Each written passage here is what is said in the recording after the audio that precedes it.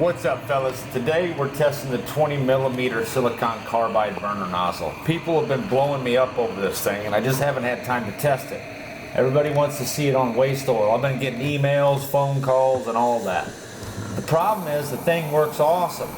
Look at that Vena Contracta. That is just too cool. I only have 5 of these things because they're test models that I was going to get a huge batch of once I figured out how well they work. But I got to order them from China, and we all know how that's going right now. Man, look at the flame in that thing. The flame's coming all the way to the back wall when we're inside the heat exchange. Running inside of a heat exchange causes completely different combustion characteristics. And I want to show you guys something here. Oh wait, that's the wrong clip. My bad. I've got 3 pieces of instrumentation here to monitor the temperature. The interior temperature is reading right around 1,000. We're right at about 3.75 cubic foot per minute on the air, 90 liters per minute. And that's at about 75 psi of air pressure.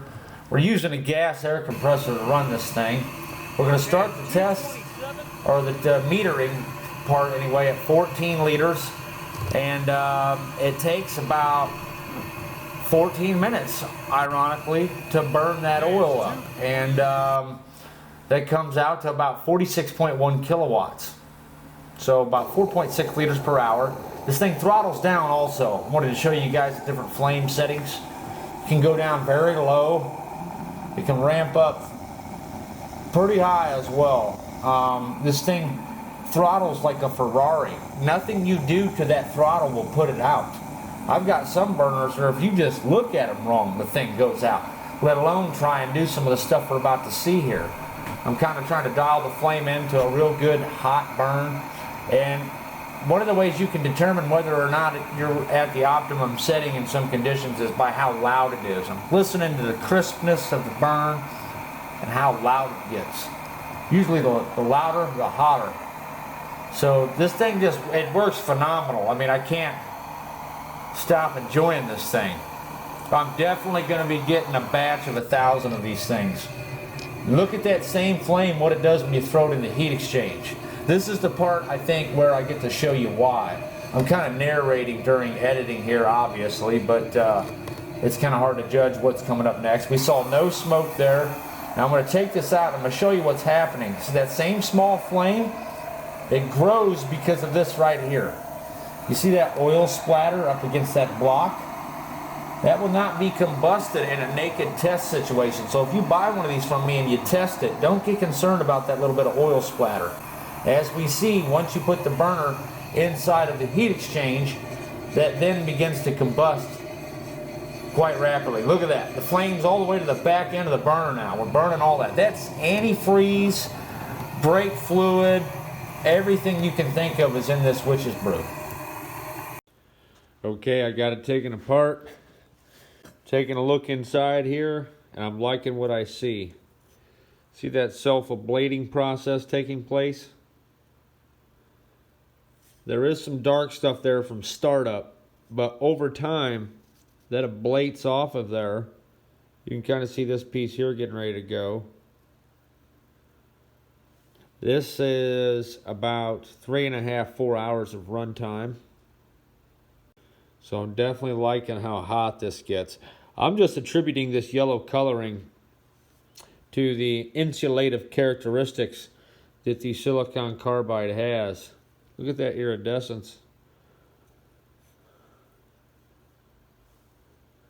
I think that it insulates the ash area so well that it's getting really hot and just burning it up. The oil that I'm burning in this is some of the most dirty stuff I've ever seen. It has everything in it that a car would have in it. Let's say they disassembled the fuel pump, the water pump, and dropped the oil pan on a car. Or maybe even did the transmission too. All that stuff goes in there. Brake fluid. They dump it all in the same pan when they're working on stuff, from what I can tell. And that's what this barrel consisted of, with some witch's brew. So for the amount of runtime this thing ran, I'm calling this self-cleaning. Some people may disagree, but that's just a phrase I use to myself. That I've seen burners that can get gunked up heavily within a half hour. I'm calling this self-cleaning. This stuff here, eventually, once it got thick enough, would probably self-ablate. This burner is going to get tested on some longer runs.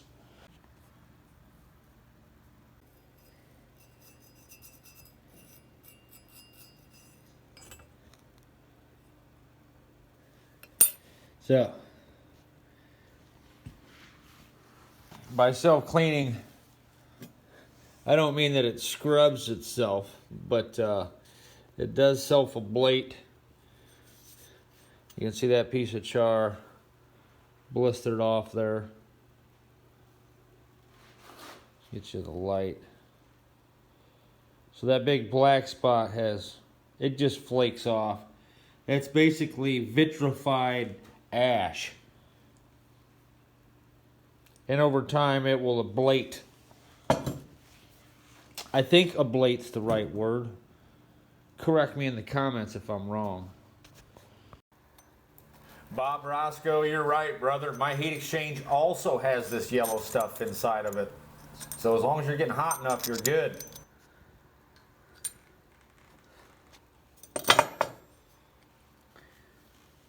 So in conclusion, there it is, fellas. This thing did amazing. There's some very strange iridescence going. Here's a piece of that vitrified ash, that black spot that we seen. It eventually flakes off in these things. From heat cycling most likely, but I chipped that one out. It would have burned out. When we shut this thing down, we saw that everything was red hot, which is a good indication that all the buildup is going to get burnt.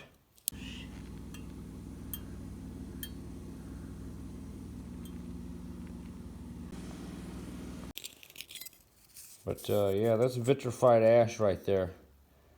Ash can be turned into glass. And that's kind of what we're seeing here. So there it is. This thing, the throttle response, is like a Ferrari. It's, you know how when you get an engine that isn't tuned well and you start messing with the throttle and throttle it up and it just chokes and coughs and maybe even dies on you? But then you get a well-tuned engine and no matter what you do to that throttle, the engine responds. That's kind of how this thing acts. You can rev it up just about any way you want and it won't die. The compressor even died on me. It ran out of gas during the test, and I noticed, I'm like, man, that don't sound right. And I looked at the vena contracta on the nozzle there, and I could barely see it. And I thought, what's going on, man? I must have an oil clog. Then it dawned on me, I don't hear the air compressor anymore. So we were running at 75 PSIs. So you know a tank ain't going to last long with that kind of draw. So I was able to run over there and NASCAR style the gas tank. I put just about a drink of gas in there and pulled the lever at the same time as the tank's drinking gas and got the thing fired up. And then I sat there and fueled the tank all the way up. But this thing stayed running. Like most burners, if you have them set to a very lean burn the way we did, if anything suddenly changes just slightly, you can extinguish the flame by accident. For the most part, I'm calling it. A lot of people have been asking about this thing. This thing is definitely amazing.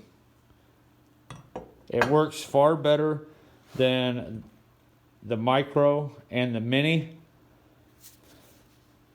I don't know what I'm going to call this one, just I guess the silicone burner, because I do have 3 sizes. So there you have it. I'm shutting up.